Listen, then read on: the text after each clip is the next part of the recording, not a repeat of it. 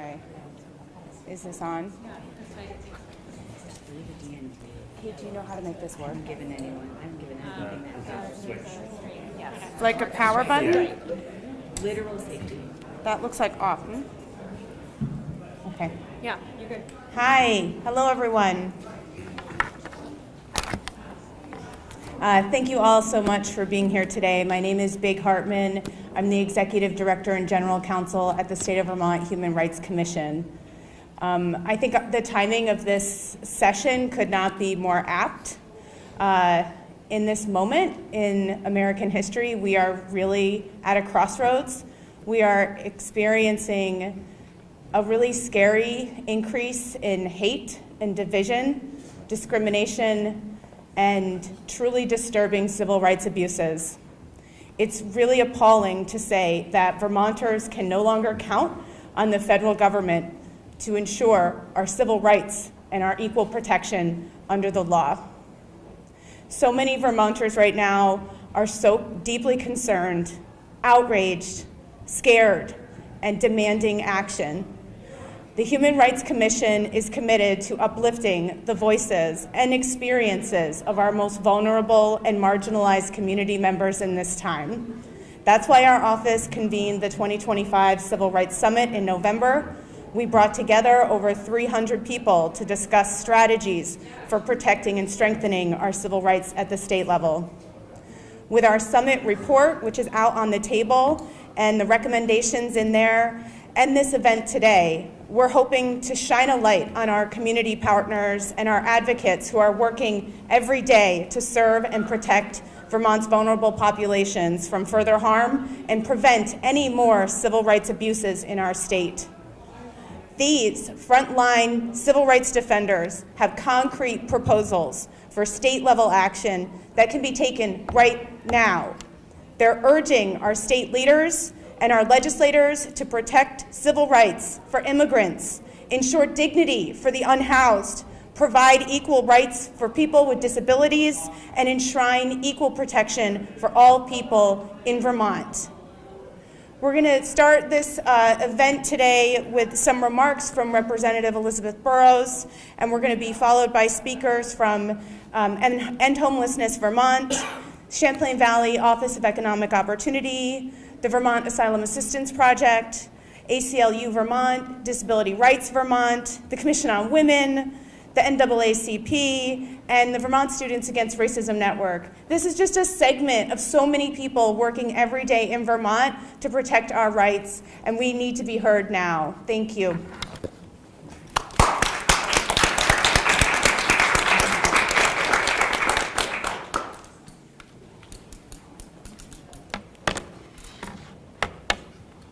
Hello. Ooh. Hello. My name is Elizabeth Burrows, and I represent Windsor 1, which is Heartland, West Windsor, and Windsor in this legislature.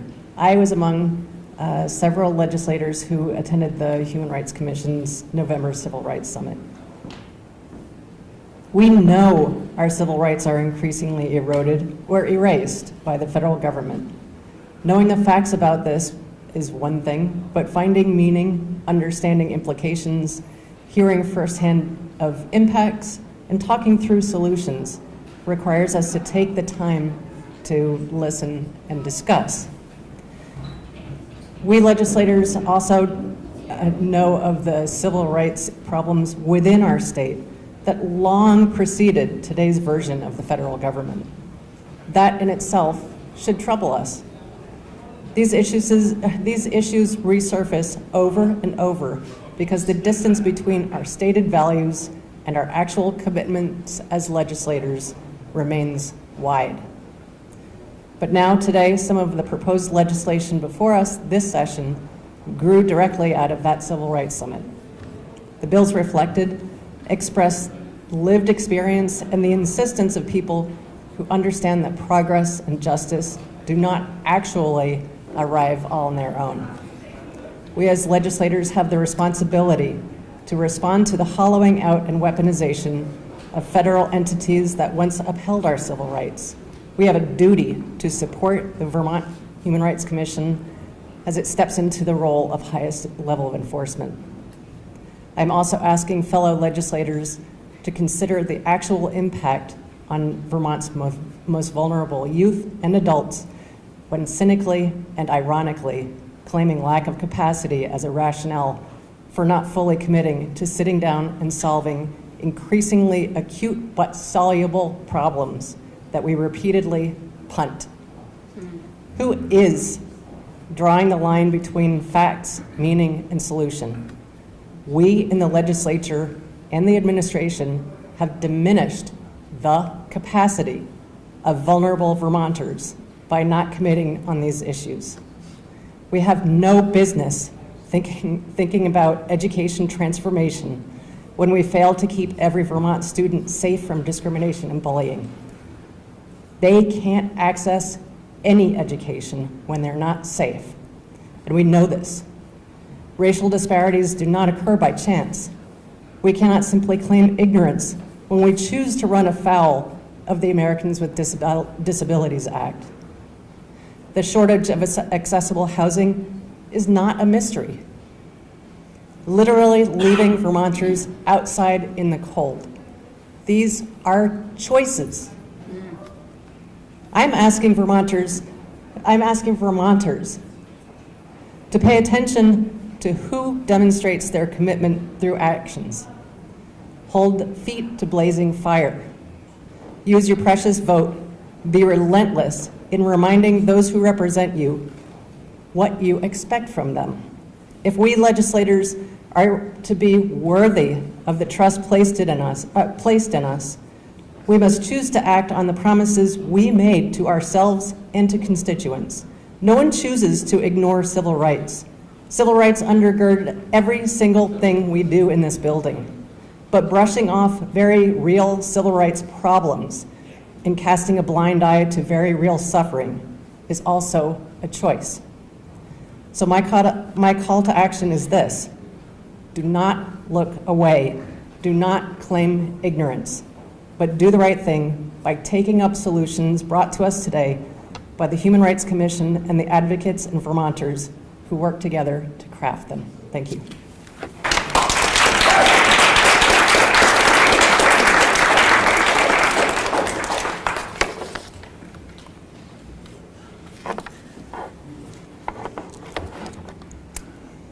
Good afternoon. I'm Brenda Siegel, the Executive Director of End Homelessness Vermont, and I'm here representing thousands of Vermonters we serve who are experiencing homelessness with complex medical needs and personal circumstances and living with disabilities and have nowhere to go, and so many have been left out in the cold. At End Homelessness Vermont, we have seen the most catastrophic outcomes. From September to 2024 to September 2025, 14 of our clients died. But we also helped 80 people get into housing in the same year. The systems that we have can work, but we are not integrating them, and we are not funding them. I want to talk about 4 areas where Vermont can take immediate action: state-funded rental subsidies, just cause eviction protections,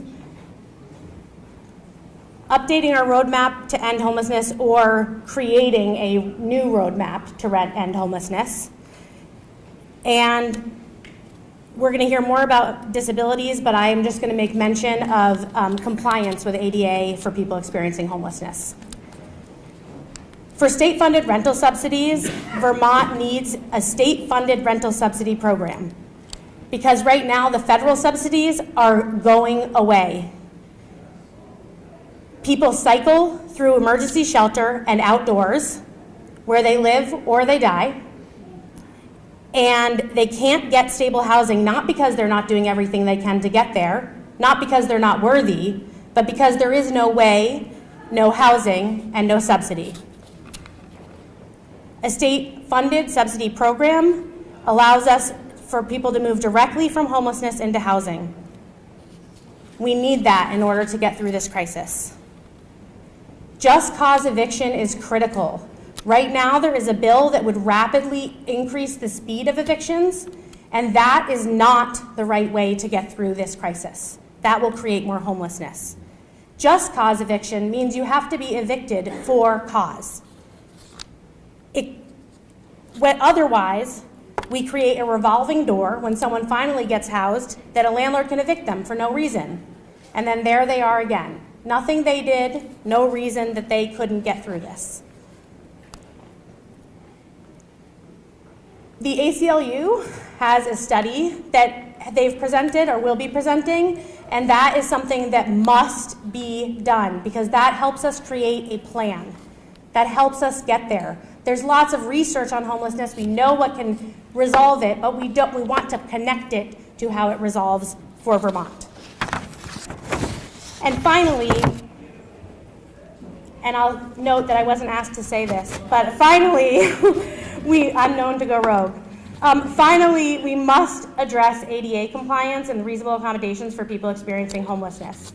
The majority of people that we serve have disabilities and physical disabilities, mental health conditions, substance use disorder. These are protected disabilities under the ADA. The definition of disability is not negotiable, as we've heard the state say they'd like to do. And at End Homelessness Vermont, we are the only organization providing statewide services that support people in these situations, and I am telling you that we go to fair hearing after fair hearing after fair hearing when those rights are violated. That needs to change. We have to build a system that has a one-on-one match from shelter to housing. We can't continue with half measures and bureaucratic delays while Vermonters living in tents and cars. Vermont has the opportunity to lead on evidence-based solutions. We have the expertise, including from people with lived experience and who understand these systems from the inside, from experiencing them. And what we need is political will and adequate resources. The question isn't whether we can afford to act. It is whether we can afford not to. Every day we delay, people suffer. Every winter without action, people die. We know what works. Housing first approaches work, harm reduction works, specialized supports for people with complex needs works. We maintain a 97.5% housing retention rate at End Homelessness Vermont because we do what works. Let's stop arguing about interpretations and bureaucratic processes. Let's fund the solutions, implement them, and measure our success by how many Vermonters have stable homes.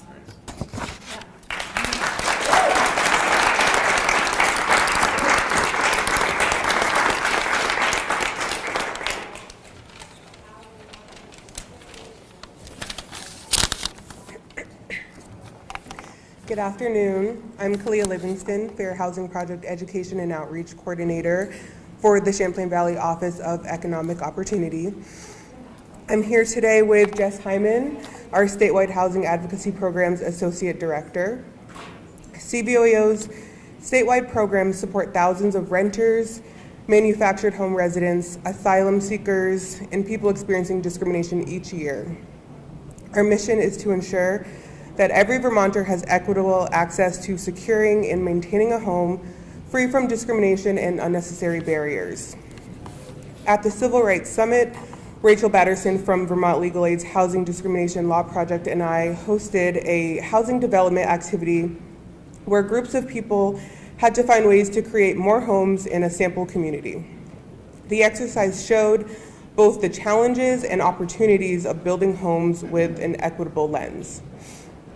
During this activity, participants were put into small groups and given assigned roles to take on as members of a collective housing committee. We informed them about Vermont housing laws such as Fair Housing Protected Classes, the Home Act, and the Environmental Justice Act, and gave them the task to build 500 new homes in a mock town while keeping these laws in mind. The purpose of the activity was to emphasize that diverse groups of people need to find compromises to make necessary changes in their communities. We received feedback about the activity, and participants found it difficult but impactful as it exemplified how housing development is faintly possible when people are unwilling to put their rigid personal beliefs aside and consider what is best for their community as a whole.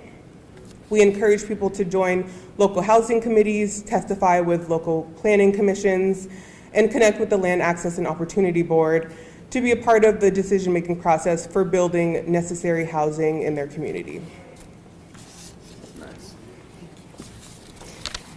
So as we learned through the activity at the Civil Rights Summit, and as we see in communities around our state every day, equitable access to housing doesn't just happen. And simply creating more units doesn't mean that everyone has access to those homes. The history and legacy of segregation and exclusion still impact where and how housing is built, even here in Vermont.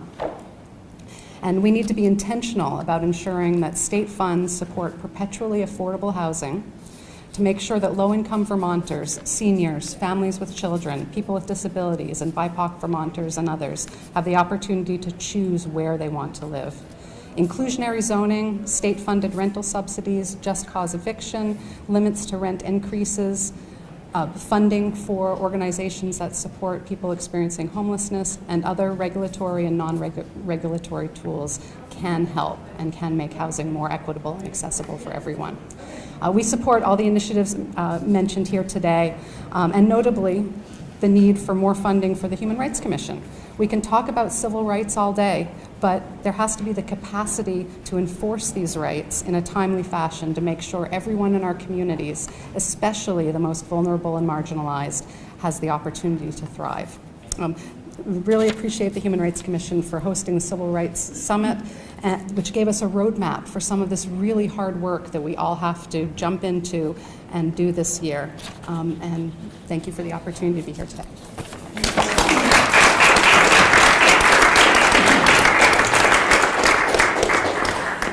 Good afternoon, everyone. I am Jill Martin-Diaz. My pronouns are they, them, and I'm the Executive Director of Vermont Asylum Assistance Project. We are an unfortunately new organization that focuses on increasing access to justice for non-citizens who are at risk of deportation or detention.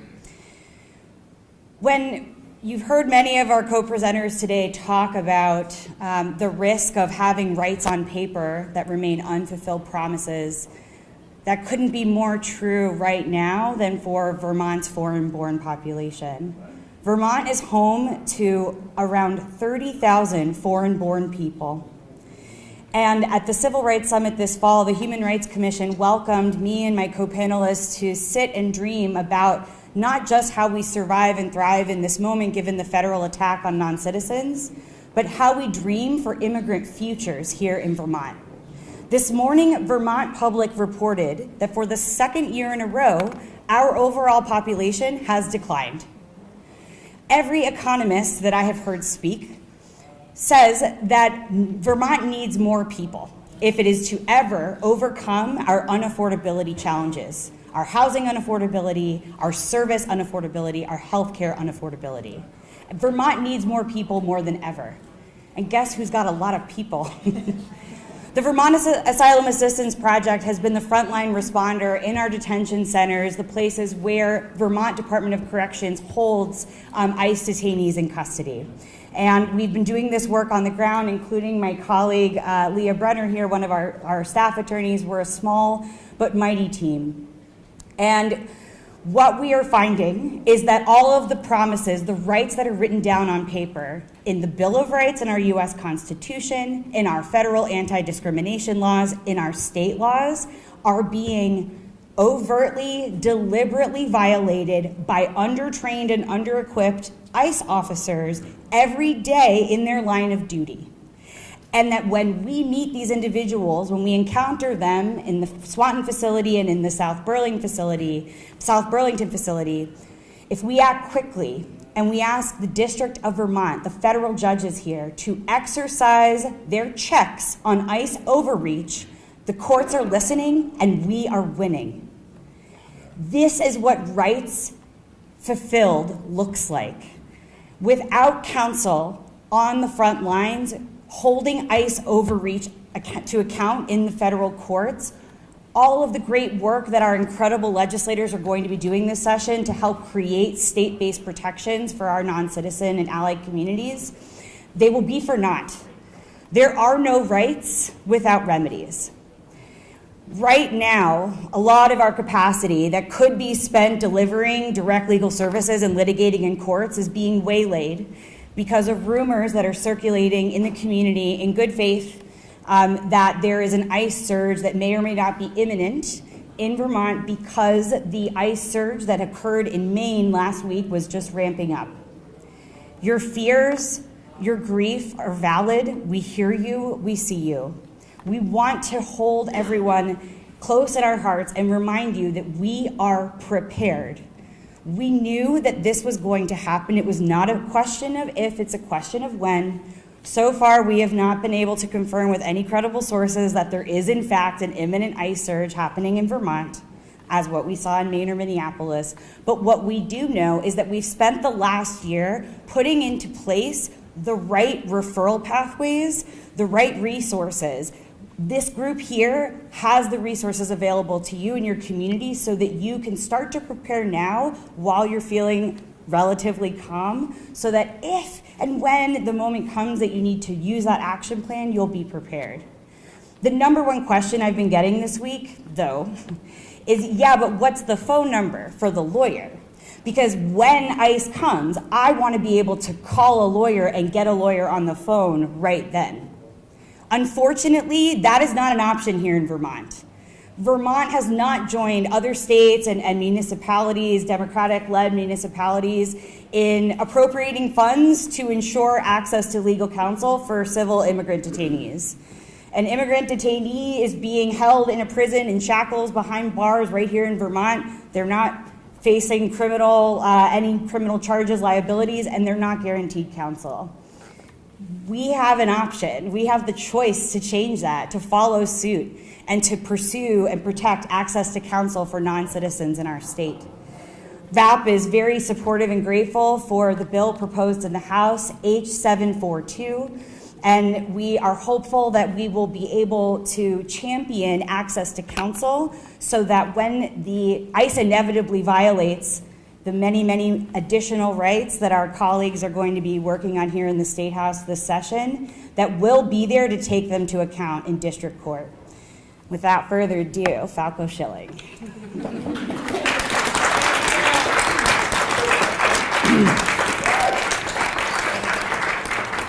Thank you, Jill. That was really inspiring.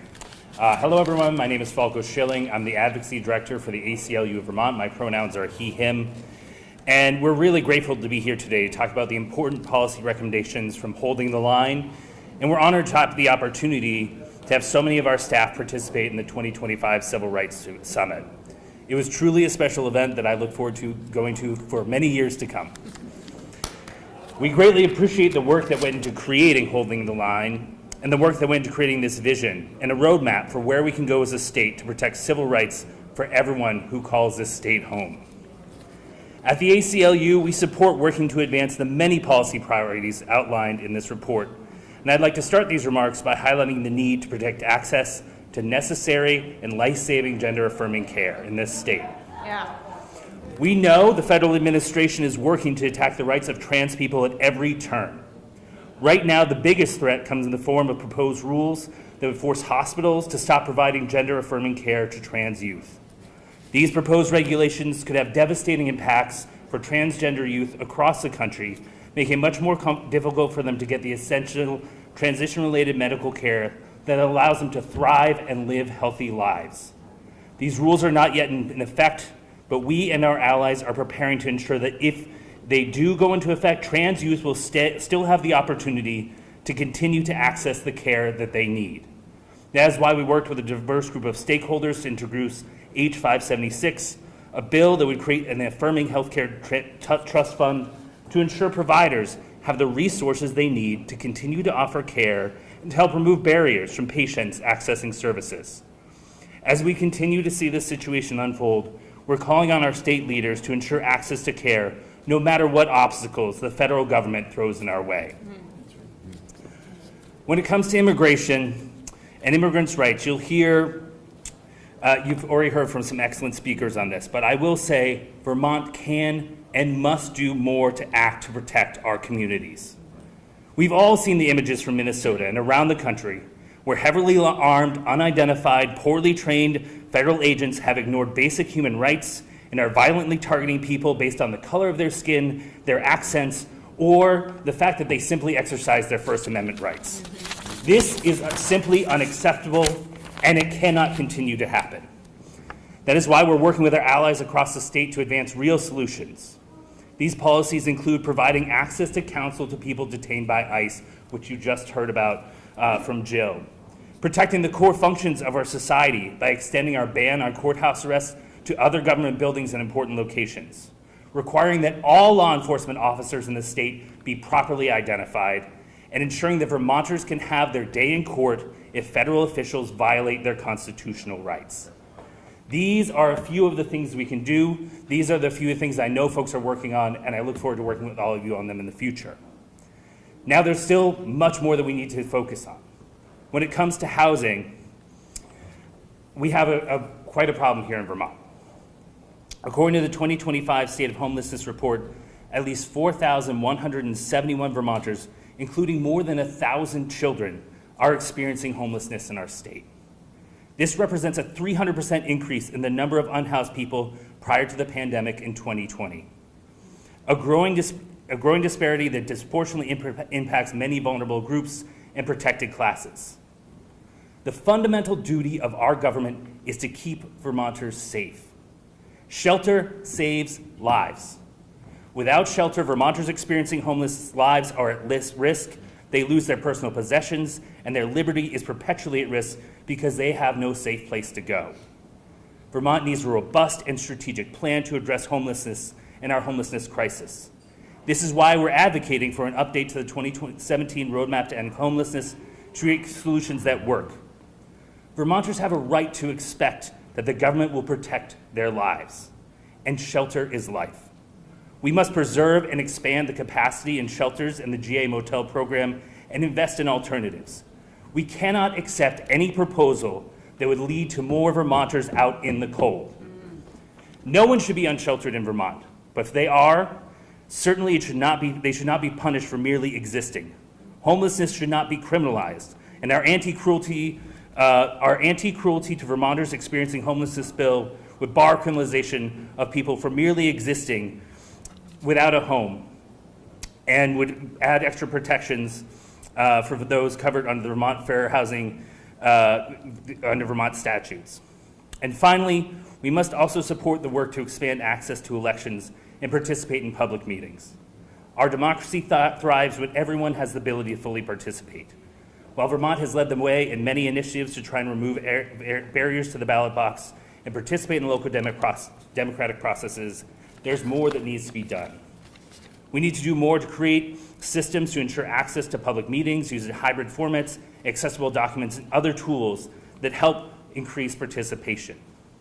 Now, these are just a few of the things you saw outlined in the report, which is an incredibly helpful roadmap for where we should be going as a state. So I want to thank the Human Rights Commission for putting that together, the work of everyone who's standing here, and everyone who helped make that report possible. Thank you very much.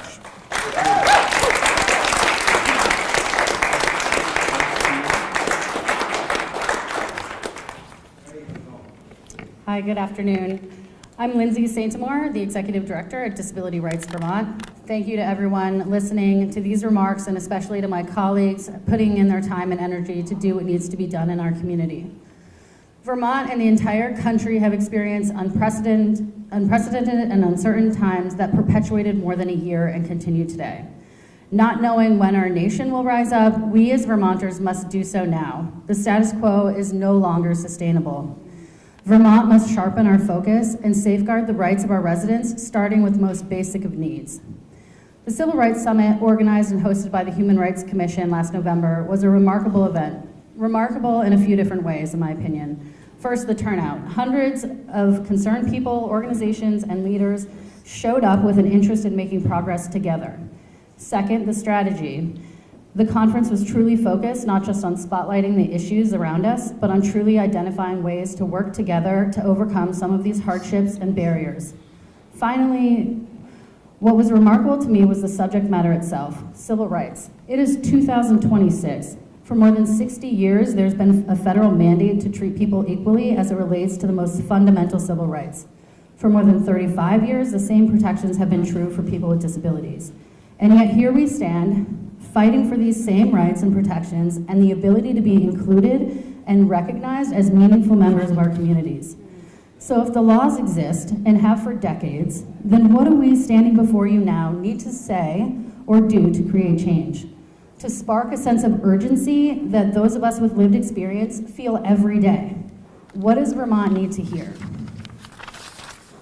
Is it that some Vermonters are completely denied their constitutional right to vote because a town has decided somewhat arbitrarily that they'd like to vote by raising their hand or their voice in front of their fellow community members instead of on paper or anonymously? If we aren't supposed to be able to influence one another's vote, forcing each other to vote in front of their town seems to contradict that goal. Is it that some Vermonters who have needed urgent medical care cannot then return home to their community, and so they spend years, up to as many as 4, DRBT has seen in a hospital bed, unnecessarily?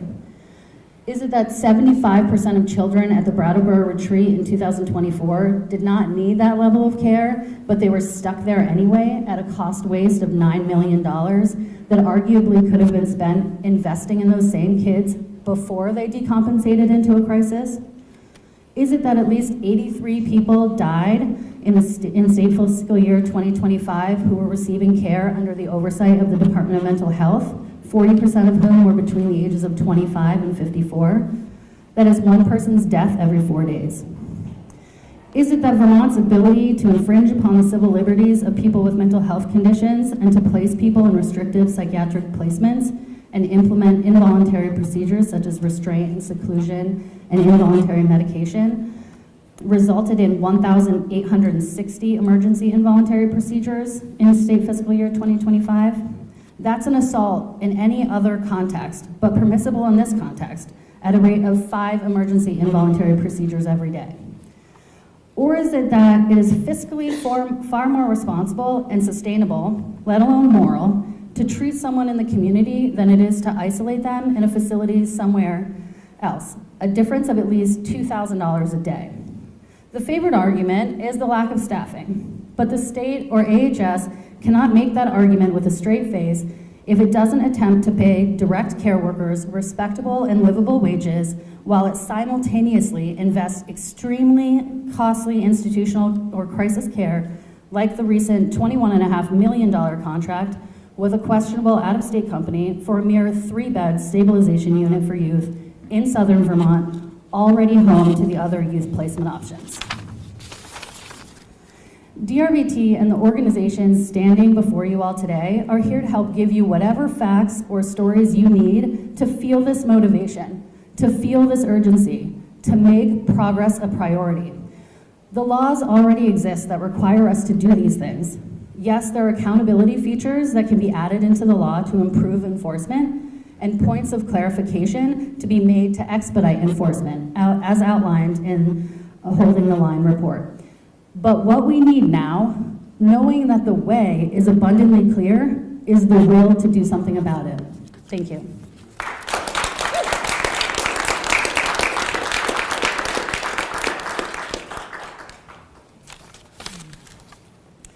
Good afternoon, everyone. My name is Carrie Brown. I'm the Executive Director of the Vermont Commission on Women.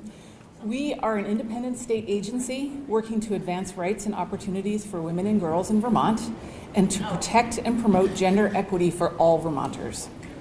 The Human Rights Commission is one of our strongest and most essential partners in the work of creating and enforcing civil rights protections for everyone in our state. And we're incredibly grateful for the work that they do and for the opportunities they create, as you're seeing right here and in the report, to create for so many Vermonters to come together to make sure that we all live in a state that honors and respects all of us. As you're reading this report, one of the things that you'll read about is something that is at the very foundation of the protection of Vermonters' civil rights. This is an Equal Rights Amendment to the Vermont State Constitution. Proposal 4, as it is known, is in front of the legislature for its second reading this year, and if it passes, then it will be in front of the voters in Vermont on the ballot in November. So all of you will have the opportunity to vote on that. Proposal 4 reads The state shall not deny equal treatment under the law on account of a person's race, ethnicity, sex, religion, disability, sexual orientation, gender identity, gender expression, or national origin. The Commission on Women, as you won't be surprised to hear, has been engaged in efforts to adopt an equal rights amendment at both the federal and state levels throughout our over 60-year history. But we actually came to this fight relatively late in the game. Proposal 4 is built on the foundation of hundreds of years of efforts on the part of generations of American women to establish equal legal rights. Attempts to amend the US Constitution in the last century failed, but most states, in fact, actually do provide such explicit protections in their state constitutions. In 1986, a proposed amendment to the Vermont Constitution that would have addressed protection on the basis of sex failed when it went to the voters' ballot. Some of the arguments heard at the time included the fear of legal and social consequences such as reproductive rights and gay rights. In Vermont, we heard threats that passage of that amendment would lead to the interpretation of sex as inclusive of sexual orientation, leading to same-sex marriage and other protections of gay rights. Testimony in the Vermont Legislature warned that we would be forced to hire gay people as teachers or allow women to serve as pastors. So in the decades since, Vermonters have recognized that these other protections that we were warned against are in fact protections that are just as necessary as those against sex discrimination. We have a broader understanding of equity as well as a recognition of the interconnectedness of forms of discrimination. Through our laws, we have already recognized many of these rights.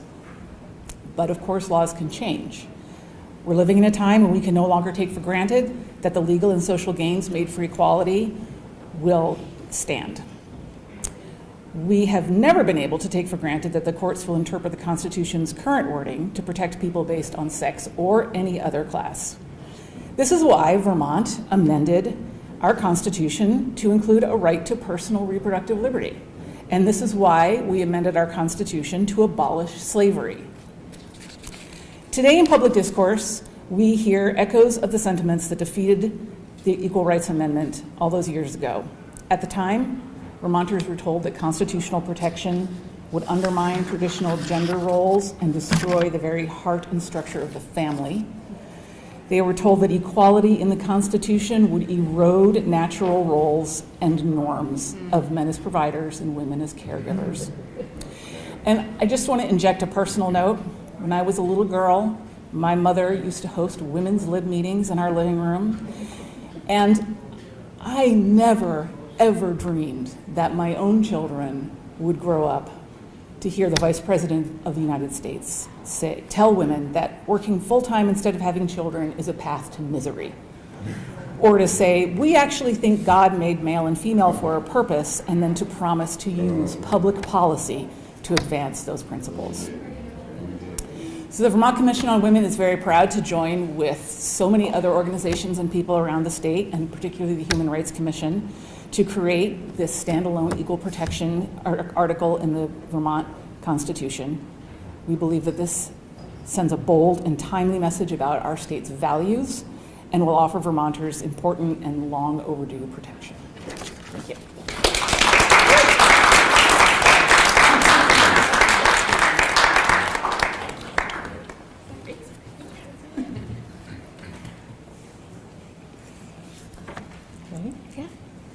Good afternoon. My name is Mary Gannon, and I am one of the second vice presidents for the Windham County NAACP, as well as somebody who does any identity-based education equity work across the state. I was also the moderator for the Education Justice panel at this summit, and I was honored to be asked to sit with our colleagues who are committed to these issues. As I was listening to my colleagues here today, I was thinking about all the challenges that we are witnessing and talking about here today are all interconnected. And so I just want to say that we are united with these organizations.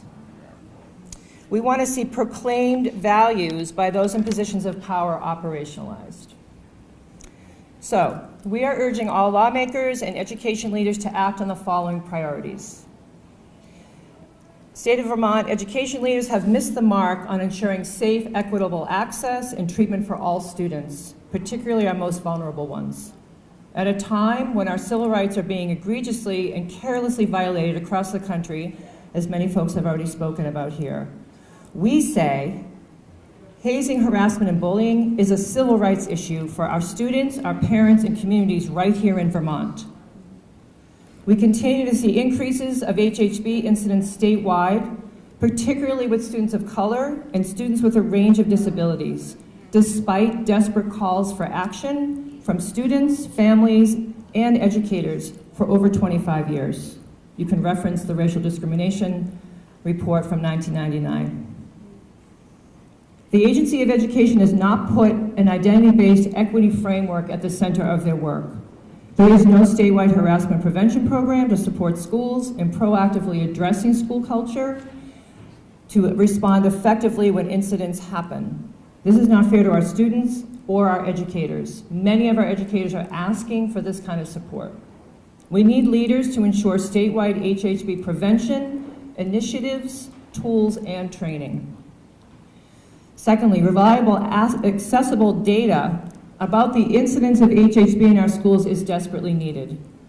My work in schools and with the NAACP continues to show a lack of response from staff when students report, and this is often due to lack of training for staff to feel confident in their ability to manage incident reporting and other protocols. It's not because they don't want to do that, but they don't know how.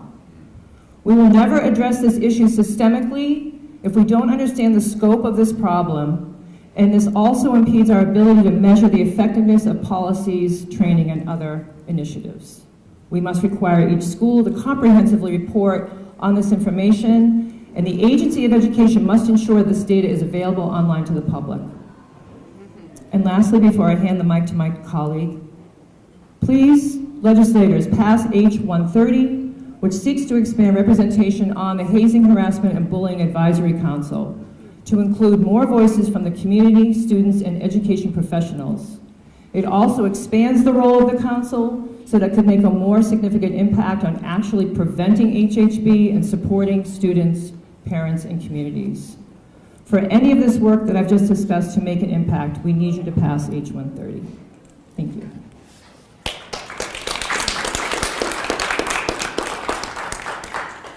Hi, my name is Addie Lunsner. I'm a student. I grew up in southern Vermont, and now I go to Middlebury College. And I work with the Vermont Student Anti-Racism Network and various other youth organizations working on education reform and social justice-based issues. And as I was listening to all of the advocates here speak, you know, and as Mary said too, these issues are also interconnected, but they also have roots back in the education system with our young people. And our schools are suffering right now, and it feels like that's being ignored. I've been part of conversations on education equity since I was in high school. The Act 1 working group began its work in 2019. I was on the committee in 2022 when I was still in high school, and they're still having conversations about implementation. Conversations around HHB have been going on since I was in middle and high school, and I remember those conversations, and things still haven't changed.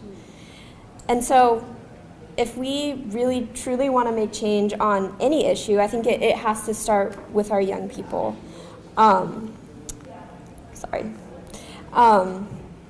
And so the conversation right now about education has really been dominated by Act 73. And you know, I think Mary and I wanted to emphasize that that's important, but there are also a lot of other conversations that are getting pushed under the rug, including ones about how do we provide an equity framework in our schools for our students, and how do we provide outlets for students to have a voice in the decision-making process of what happens in their schools. All of these things are missing in these broader education reform discussions. And I think that that's taking away from a big question, which is what is the purpose of schools in Vermont? And what do we want the purpose of our education system to be? And so as these conversations continue happening in the legislature and among the Human Rights Commission, I really hope that we can all come together and have that broader conversation about what does education look like for our students and what does that say about society? And I will end with saying, this morning I was in House Education Committee with some of the students that I worked with this summer on a bill that they proposed to require voting student board members on school boards across Vermont.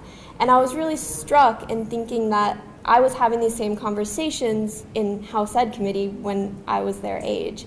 And so these students have such powerful voices and they have such important stories to tell, and they understand the issues in our education system, but they're not always being given the platform, and if they are, oftentimes it's not authentic.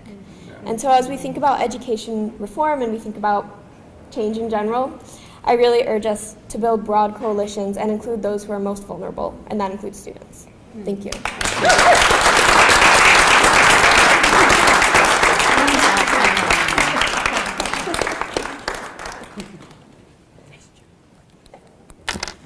Thank you all so much.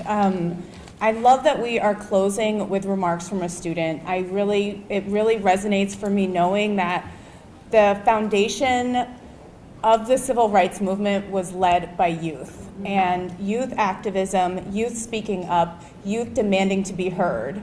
And there's a real lack of listening happening in this building and across the state with leaders who are kind of living in a little bubble and not hearing enough about the stories of real working Vermonters, struggling Vermonters, the immigrants' experiences, the experiences of the unhoused and people with disabilities whose access to justice and to our civil society are severely limited right now. We need to put these voices at the forefront of our next work here at this State House, and we call on our legislative leaders to listen and take action without distraction from all of the other bills that are on the table right now. So we will continue this work together. We are a coalition working broadly across all of these issues to fight for more civil rights protections here in Vermont, and we're going to do that together. Thank you.